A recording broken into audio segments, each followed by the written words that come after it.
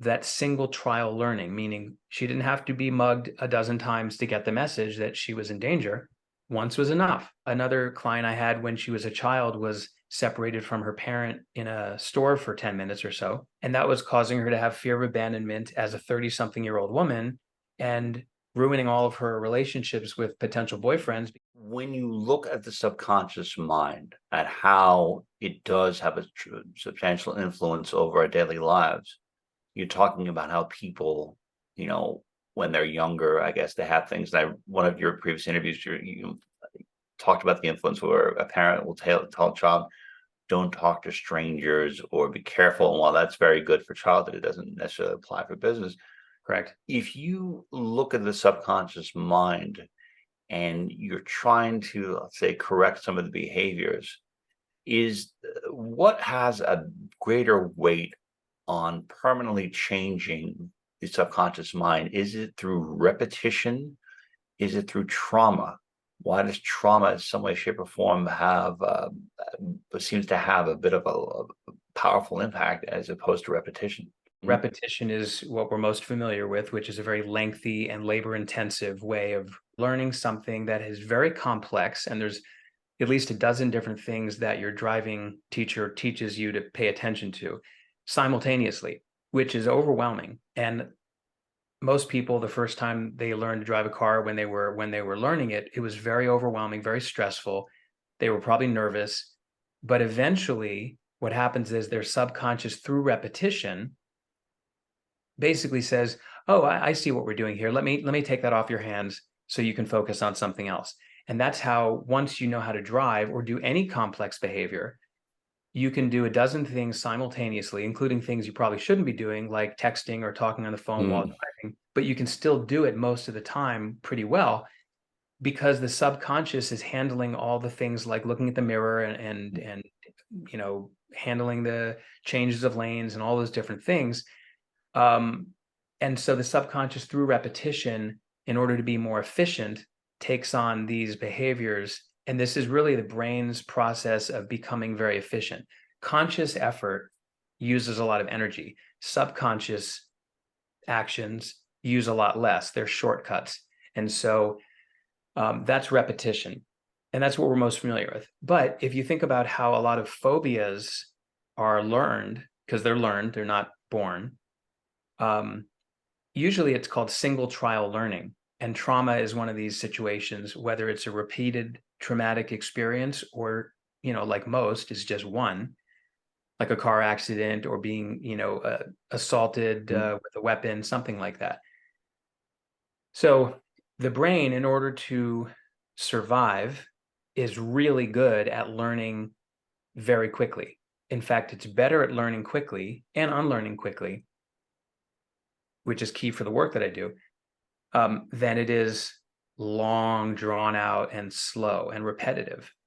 So if you think about someone who, and I've had many clients, maybe you heard this story, who had various types of trauma. Some were what we would consider significant and others were minor, but they still had an outsized effect on that person as an adult. So one example was a woman who was approaching her house, and some guy jumped out of the bushes and held her at gunpoint or knife. I don't remember which, but this is like 10, 12 years ago. But she, from that point on, until I met her, she couldn't go to her house by herself without feeling very panicky. Even though she knew logically that was very unlikely to happen again, she had flashbacks. Her nervous system was immediately triggered when she saw the environment that was associated with that initial threat. And so in order to protect her, her subconscious mind, says, okay, when we have this very distressing experience, it takes a picture of everything she was seeing, hearing, feeling, smelling. Smell is a big trigger for emotions at the time. And then anytime in the future, anything similar to those things Will trigger appears. it. What's that? Will trigger it. Yes. And so the subconscious, so think of it as, and this is an important concept. We think the subconscious is, when we see the angel and the devil in the cartoon, it's the devil, not literally, but it's like this saboteur, this self-destructive, bad part of us that just ruins everything in our life. Anyone who has addictions will agree with that. However, really the subconscious is also on our side.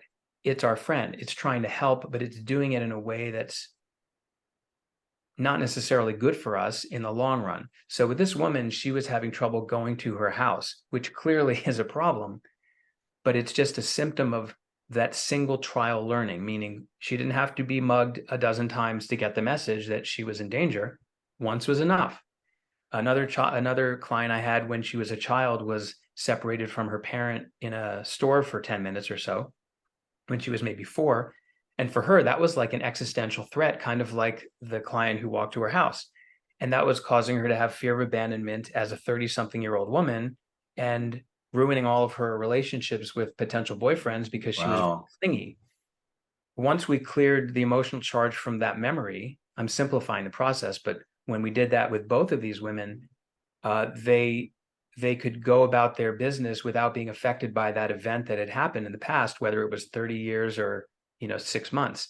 So trauma is a very quickly learned experience, and so the subconscious learns very quickly, and that's why things like uh, uh, danger, and the news knows this because they put very scary kind of Mm, content there to, like the media, to get you negatively aroused, and then they go to commercial and sell you pharmaceuticals and mhm. alcohol and fast food, all of which are supposed to make you feel better.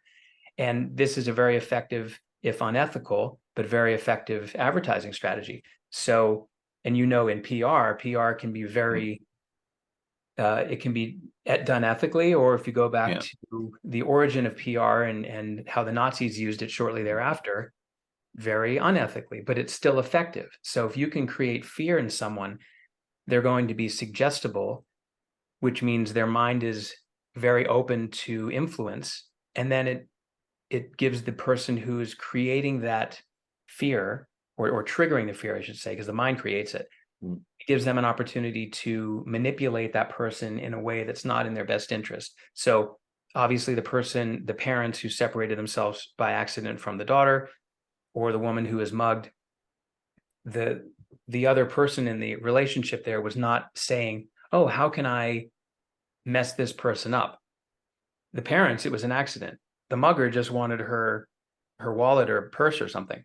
But the reaction to that experience is a lesson or a belief that's learned.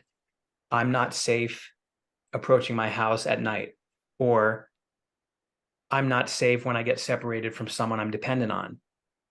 So, like you said, that belief may be useful when you're a child, or it may be useful in some contexts, but because that's not a rational thought, it becomes this universal belief. And then anytime something like that shows up, the subconscious sounds the alarm bells, fight or flight response kicks in, and then the person is either going to escape or avoid that situation, or they're going to do whatever they can do to alleviate the anxiety. So so we learn better, for better or for worse. mm. We learn fast is the best way to learn, and that works unfortunately more commonly for what we would think of as negative experiences.